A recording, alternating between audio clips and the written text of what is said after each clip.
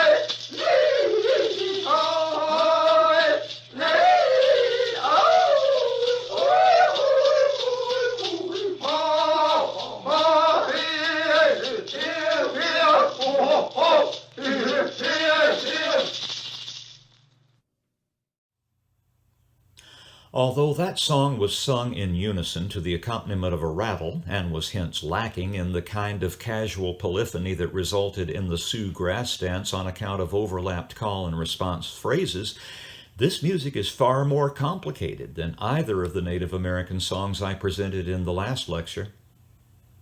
The title Yei Be Chei means the gods, our ancestors, but the song was sung entirely in vocables. The complexity lies in its form.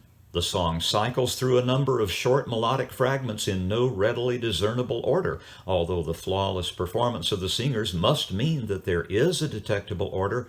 I simply haven't discovered it yet. The melody consists of only 6 notes, which happen to be the 3rd through 8th partials of the harmonic series on E-flat. These are the kinds of tonal relations that can be discovered with the use of a natural trumpet, a point I made in my previous lecture regarding the Iroquois song Gadashut. The result sounds almost like trumpet music, but rendered by the very untrumpet-like human voice. A number of men, certainly more than 2, are singing the song, and the upper 6 notes of the melody are so high that they all use falsetto to reach them. Even the 2 notes that are sung in full voice are fairly high for them, and are certainly too high for me to sing, and the result is a kind of vocal straining that lends an added dimension of intensity to the song.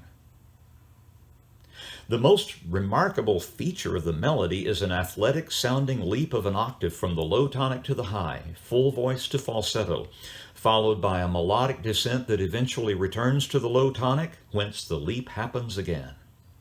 This pattern is heard many times in a couple of permutations. Listen.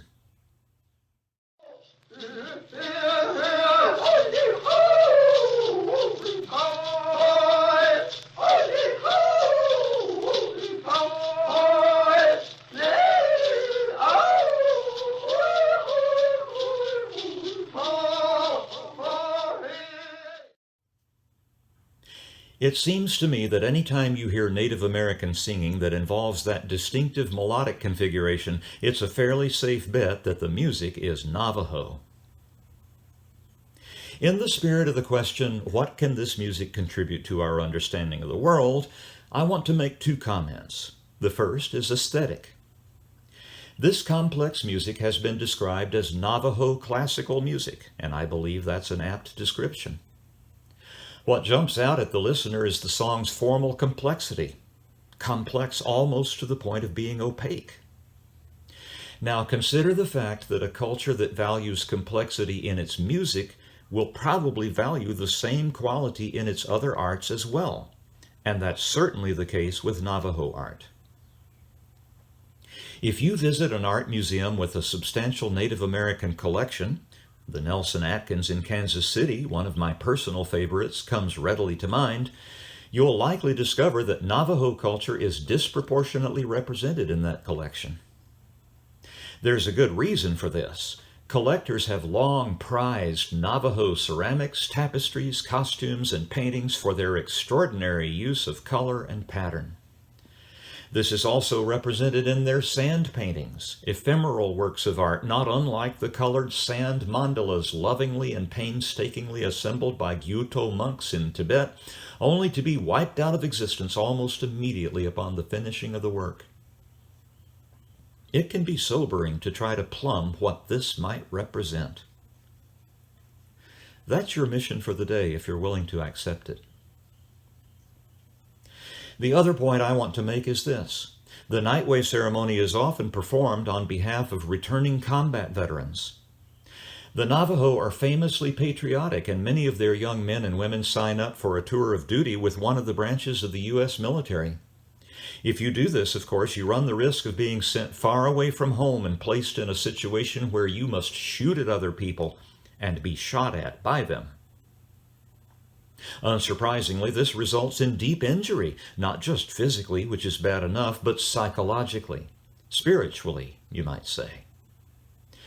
PTSD is a real and awful thing, and to expect that people returning from an experience like that will be able to just pick up where they left off and go about their lives as though nothing out of the ordinary had happened is unrealistic in the extreme, to say nothing of cruel. But because that expectation does seem to be the norm in a society that commodifies everything, including human life, the results are just awful. Those results are tallied in such horrors as substance abuse, domestic dysfunction, and suicide.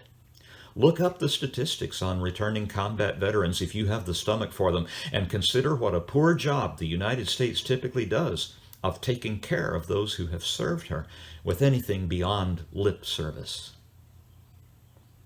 But in Navajo lands, when a young person returns from a field of combat, the tribe drops everything they're doing and devote themselves exclusively to the performing of the Nightway ceremony for that wounded warrior.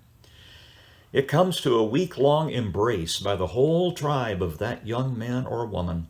It lets that person know that we are here for you. We are your family. We will do whatever it takes to restore you to wholeness. That's got to have a powerful psychological effect, doesn't it?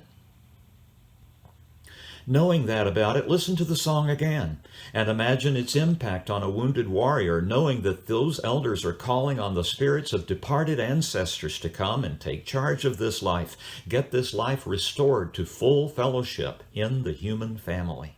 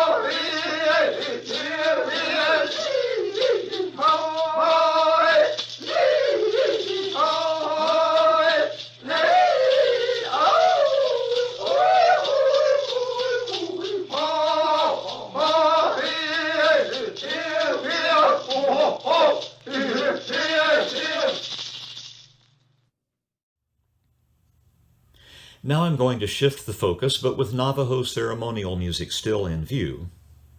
The next song comes from the more modest Enemy Way ceremony, which is also sometimes used as a curing ritual. The name of the song is Shizhana'e, and like the song Gadashot, which I presented in the first of these lectures, it includes both vocables and actual words. Superficially, it could hardly be more different from the dead serious Yei Be Chei that you've been listening to. Nevertheless, notice the melodic feature that occurs almost immediately, an athletic-sounding leap of an octave, followed by a gradual descent to the low tonic, followed by another leap and descent. This pattern happens 6 times during the song. Listen. Hey, ya, hey, yo, ya, hey, ya, hey, yo,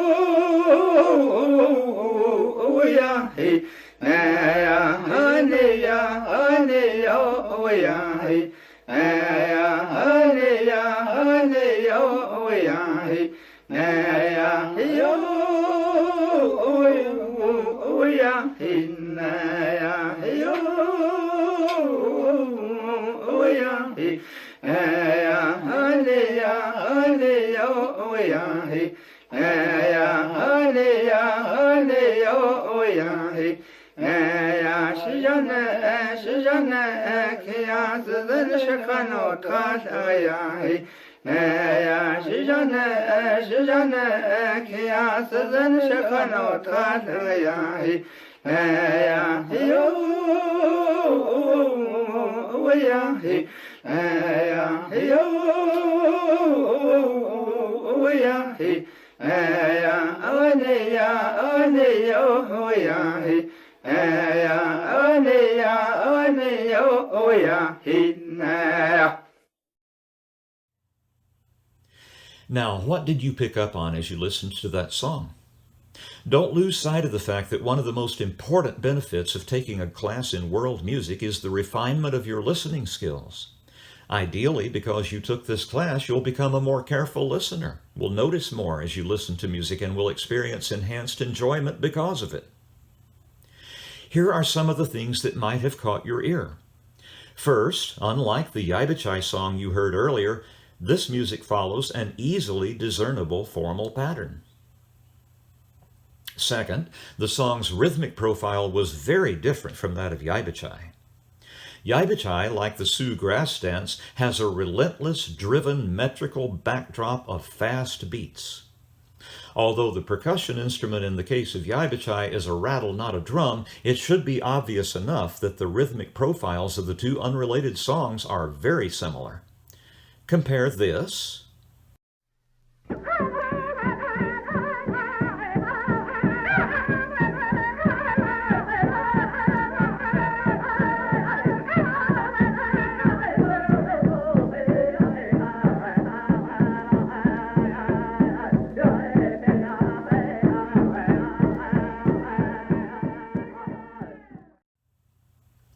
to this.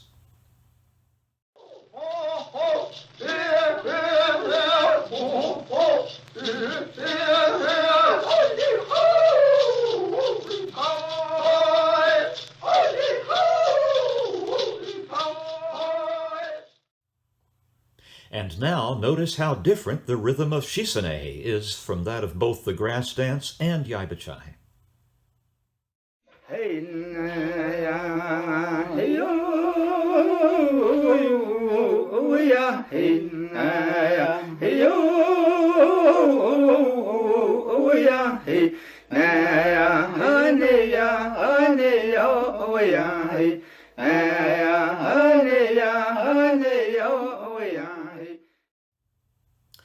Third, you might have noticed that Shizhana'e, unlike any of the other Native American music we've heard so far, is in the pentatonic mode. That is to say, in the proper transposition, the song could be played entirely on the black keys of the piano. The same is true of many simple songs that hail from a European tradition, and I'll have a great deal more to say about that. Let's listen to the song again, and this time I'll provide a roadmap, phrase by phrase, of the overall form. For this level of analysis, I tend to use lowercase alphabet letters, and I encourage you to do the same. Hey na ya hey yo ya hey na ya hey yo ya hey na ya ane ya yo ya hey na ya ane yo ya hey na ya hey yo ya hey na ya hey yo ya hey ya ane yo ya hey ya ane yo ya hey ya Shizhana'e kya zan shakano ta ya hey ya Shizhana'e kya zan shakano ta ya hey ya yo ya hey ya yo ya hey ya ane yo ya hey ya ane yo ya hey na. Now, an analysis that reads AABB, AABB, CC, AABB is obviously a work in progress, like a reducible fraction that one has not yet reduced. So let's reduce it. The repeated pattern, the one that we hear 3 times, is AABB. Since that's the first thing that we hear, I'll identify it as A, but using a capital letter for this section-by-section analysis. Whatever we first hear that's different from that pattern will, of course, be identified as B, and that will be the section with the Navajo words. Hey na ya hey yo ya hey na ya hey yo ya hey na ya ane yo ya hey ane yo ya hey na ya hey yo ya hey na ya hey yo ya hey ya ane yo ya hey ya ane yo ya hey ya Shizhana'e kya zan shakano ta ya hey ya Shizhana'e kya zan shakano ta ya hey ya yo ya hey ya yo ya hey ya ane yo ya hey ya ane yo ya hey na. So much for Shizhana'e's overall form. The song is in AABA form, a very common European song form, but not at all a Native American one. How can this be explained? Stay tuned. Regarding the song's rhythmic profile, that lilting, rollicking rhythm is not a Native American rhythm, a point I made earlier. So where does such a rhythm come from? Again, the answer is Europe, or more specifically, Europe via white America. It's the rhythm often known as compound time, usually notated as 6/8. It's the rhythm of doggerel poetry, such as you'd find in a Hallmark greeting card, or in the poem Humpty Dumpty sat on a wall, Humpty Dumpty had a great fall, all the king's horses and all the king's men couldn't put Humpty together again. It is the rhythm of sea chanties from England and barcarolles from France. Regarding the song's pentatonic content, that too is a borrowing from Europe. But is borrowing the right word? Consider this: a sustained European invasion of the Americas, that's surely the only way indigenous people could have seen and experienced it, isn't it? Began in the early 16th century. but it wasn't until the early 20th century that it became possible to record the songs of Native Americans. Had those songs remained the same during those 4 centuries of an ever-increasing presence of white Europeans on these shores, and a steadily dwindling population of Native Americans owing to disease, loss of habitat, and genocide? The answer is, of course not. Anytime one culture invades the territory of another and triumphs over the indigenes, the native culture is going to start compromising with the invaders for reasons of sheer survival. Those compromises will take place in all aspects of life, including the art of the indigenous people.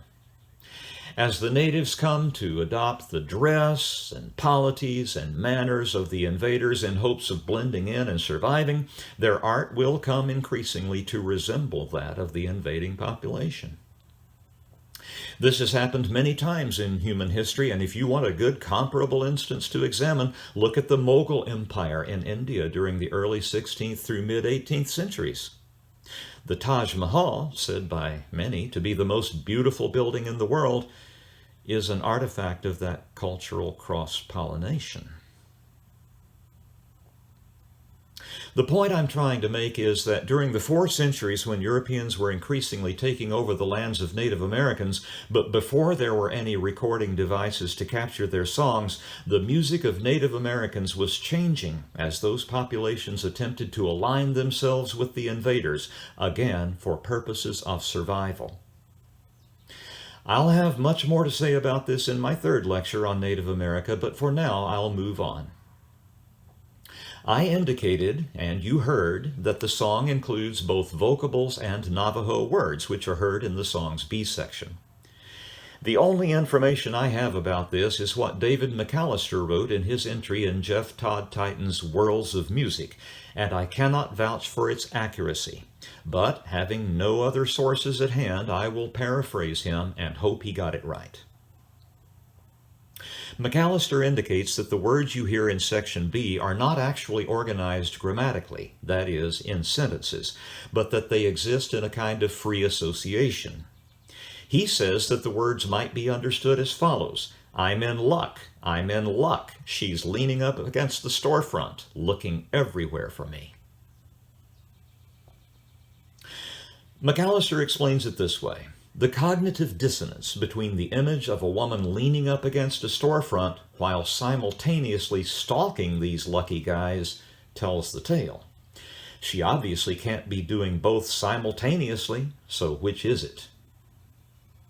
McAllister goes on to note that the image of someone leaning up against a storefront suggests someone so inebriated that locomotion is impossible, so already the song is ironic. McAllister goes further to say that one of the sad facts of reservation life is that, given high rates of substance abuse and other dysfunctions, if you encounter someone who's so drunk that it's necessary to lean up against a storefront to keep from slipping from the face of the earth, that person is, in all likelihood, not a woman. Make of that what you will. There are certainly valuable lessons to be gained by probing it a little deeper. I will conclude my remarks by emphasizing that what you are hearing here is clearly music with a Native American surface, vocables, Navajo words.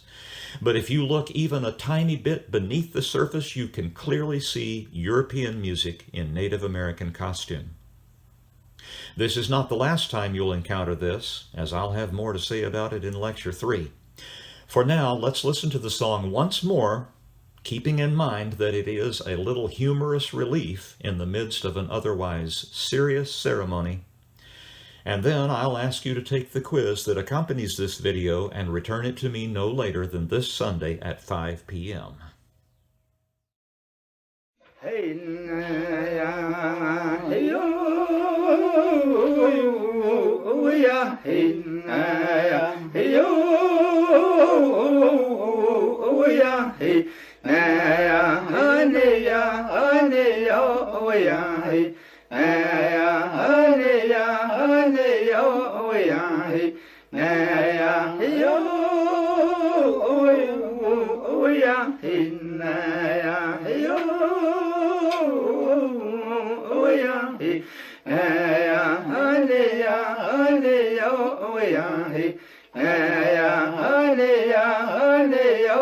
呀嘿，哎呀，Shizhana'e，看呀子人是看到他这呀嘿，哎呀，Shizhana'e，看呀子人是看到他这呀嘿，哎呀，嘿呦，喂呀嘿，哎呀，嘿呦，喂呀嘿。哎呀，哦你呀，哦你哟，哦呀嘿，哎呀，哦你呀，哦你哟，哦呀嘿。